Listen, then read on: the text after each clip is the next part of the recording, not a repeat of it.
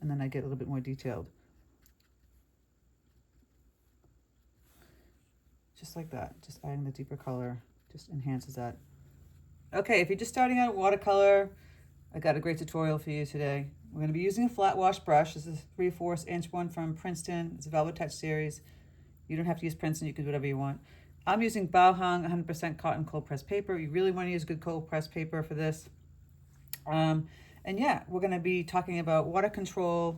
I'm going to get rid of this yellow color, and bright, bold colors, and just how to maneuver the brush, right?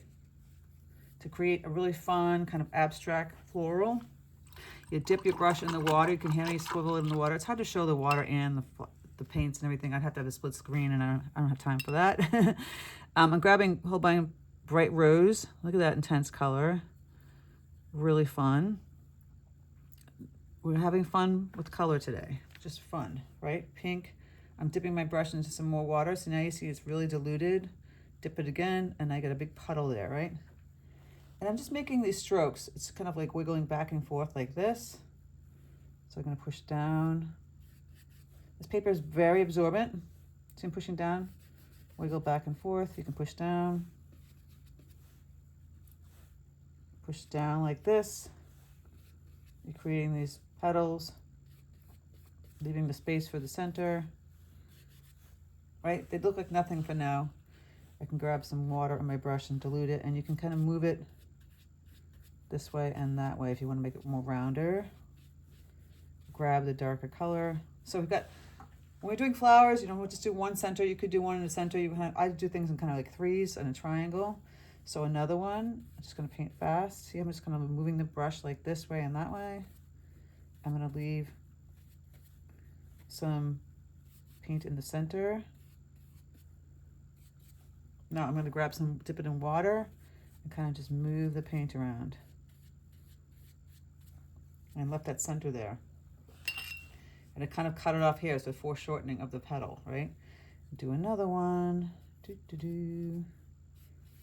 So see how I'm twisting my brush? You can even kind of go on the side like that. This is a chisel end. And you're creating a bloom that's kind of on its side, again, like this one. And then pushing that on its side, and voila. We've got the 3 different types of flowers, a little bit more head on this one. You got these ones like that. Fun, fun, fun, right? I am going to just lift up this pink color. I have too much color here at this point. Use the same brush. I'm gonna move some purple color. So ultramarine blue deep. I could have just actually put it in my pink right there. Make some pink, purple. Make a nice purple. Now I think I'm gonna do a tall, skinny thing here, right? Again, I'm gonna dip it in the water. I also have cobalt down here. Mix with that, it's great color too. So I'm dipping my brush, getting it really loose, and I'm holding it this way, not this way, this way. I'm just kind of tapping and going upward. Maybe bend it a little bit to the left. And twist, and turn, and twist, and turn. Now you see me throw the water a lot on, if you want to be like a really abstract, you can just throw some water. See I'm grabbing water. And then you kind of play like, where does it go? Right, get thicker paint. So I really get my brush in that thick blue and the pink. Again, we can just kind of play with, now that we threw the water, just tapping that around next to the water. We've created this kind of fun bloom. If we didn't do that, we just get the clean water, loosen this up. Very big puddle here, and moves very loose. And I'm gonna go on the side, tap, tap. See, I'm still tapping this side.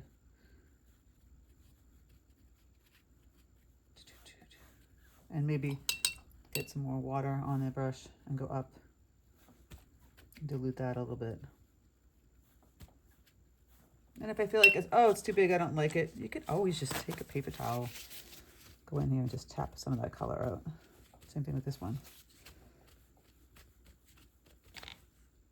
Right? Got some colors in there, very bright, pinky, purple, Maybe we put in a yellow somewhere. I might want to do a third one. Remember I told you I like to do things in threes? A little guy kind of happening down there. I might add some more paint to this, but for now I just kind of took it off and see where the rest goes. Now, because I don't want to put the yellow in here, because yellow and purple are complementary colors and they will make brown. So do we want muddy paint? No. Cadmium yellow deep. Very bright, bold color. Maybe add a little bit of the pink in there. Again, we can just kind of go like this on its side. Get some more water, dip in there. I'm pushing in, taking that and making this kind of flower that's simple, yellow flower. This is a 7 by 10 inch pad. You can make yours a lot bigger. Again, third flower, right? I added the third flower in there. Now this one's a lot bigger and these ones are a lot smaller. You can even add another one in there. Now at this point, I'm going to start adding some greens in. So I'll grab some Prussian blue. A bit more yellow. A little bit thicker paint and very bright color. And then I'm going to hold it on its side again for stems, kind of coming down. Connect where the flower stem's going to go. This one come down here and add some more stems. We can add more flowers, but you want stems in there matching the flowers, right? There's got to be a stem with that one coming down. They don't all have to be green. We can add some different colors onto that in a bit. You want to follow through with it because then it doesn't make sense. The flowers are floating, right? So, you know, at the beginning, be like, okay, I'm done. You add like a center, blah, blah, blah. No, we have to keep building and building and building. Add thicker color, darker. I add some burnt umber and some more Prussian blue. The color gets a little darker. And I'll push my brush kind of on its side and turn it like that to make a nice little leaf. Rubbing a little bit more water and maybe a little bit more Prussian blue to make it a little bit more bluey green. So we get some darks going in there. Tapping in my green in and around my pink. That's how you build some kind of floral. And see how it just kind of twist out. Up and out. If I want that light green again. Dilute it. Now that paint is kind of saturated and thick. We add more water, we're diluting the paint, making the watercolor magic. I can add these leaves kind of coming in here. It will be a method to the madness eventually. That's how I say. Just tap the color of green, right? And you're just kind of pulling this down, pulling some stems down. Go back and add the darker green. It's nice to add the dark, really dark green or dark colors around pale color. It's pink. So you're carefully adding this and then turning some saturated green. And the stems can kind of go off this way and that way. You think it's done? It's still not done. It could be almost done. But again, I'll add in some bright green. And you're just twisting, see, I'm just twisting my brush, moving this way and that way to creating stems and leaves and all that good stuff. And you want to have a variety of color. You don't want to have the same. So maybe I would add a different blue to change that green. It is cobalt. A little bit of yellow. Changes that green, right? It's like a turquoisey, or even peacock blue. More of a turquoise color. You can add some of that kind of floating up over in here, out this way. You know, the composition is kind of moving up that way and adding a different blue green. And I can dilute it by adding some more water, adding that color in there. And I'm just tapping and moving it around.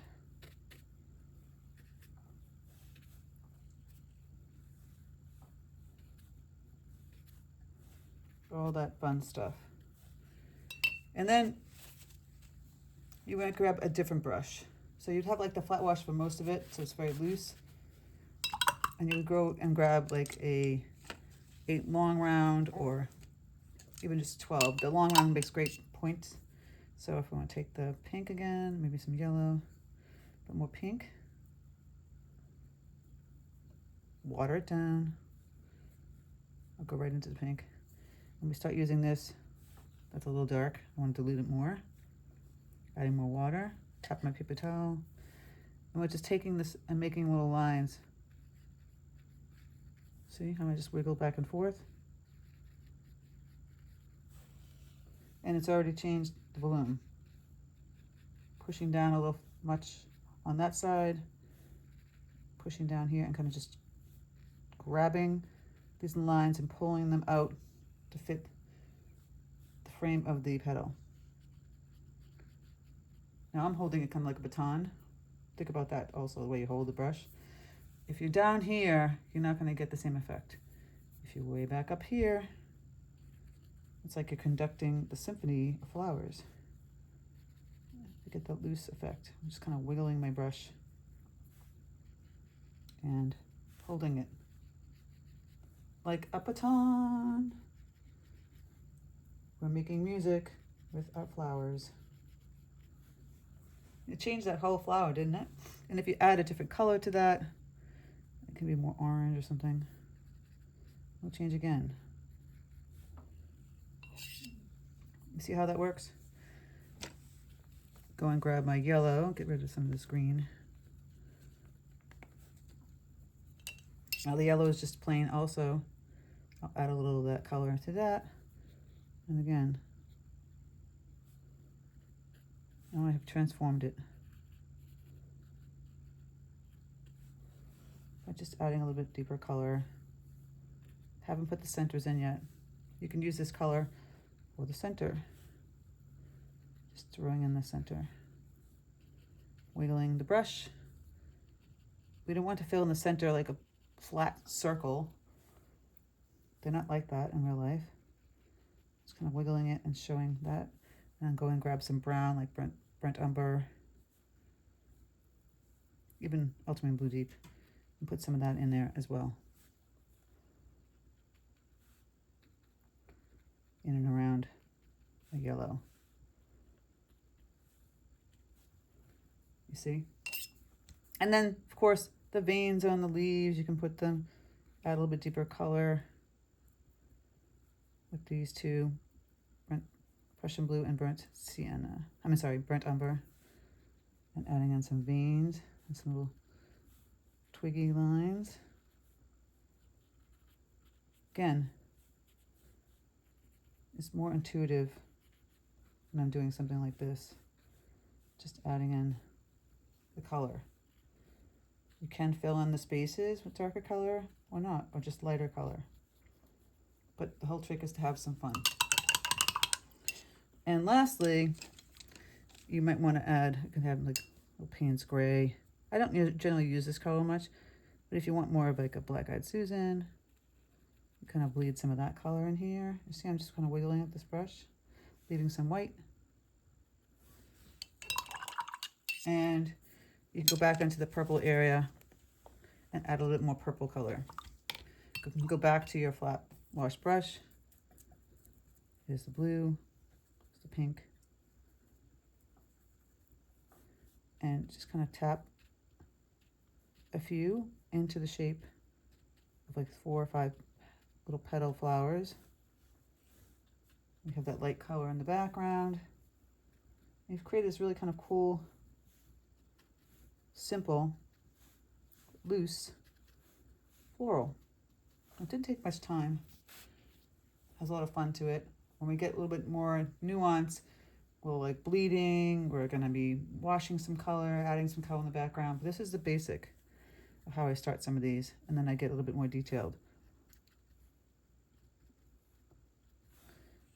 Just like that, just adding the deeper color, just enhances that a little bit there.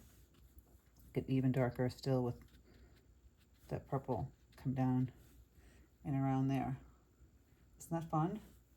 If you want the extended version, click the link in the description box below. But really, start using some, this is a small paper. This is a 7x10 and a big flat wash brush and just a skinny little long round. is your workhorse, you know, and just playing with these two by the way you turn and twist them. It's really the key, is just playing with the brushes. You can use the round if you want, the basic round, but challenge yourself using a flat wash brush and then just one small skinny brush and then moving the color. And remember, in threes, triangle, triangle, triangle. It's going to help your composition much better. So like I said, if you want the extended version, click the link in the description box, join my Patreon, get the extended version, and all kinds of goodies on there. You get first dibs in watercolor workshops and retreats. You get a discount code in my live Zoom classes. I have one coming up May 30th. Yeah, and you know, we have a great community over there on Patreon and help support my free content here on YouTube, which I really appreciate. So take care, and I'll speak to you soon.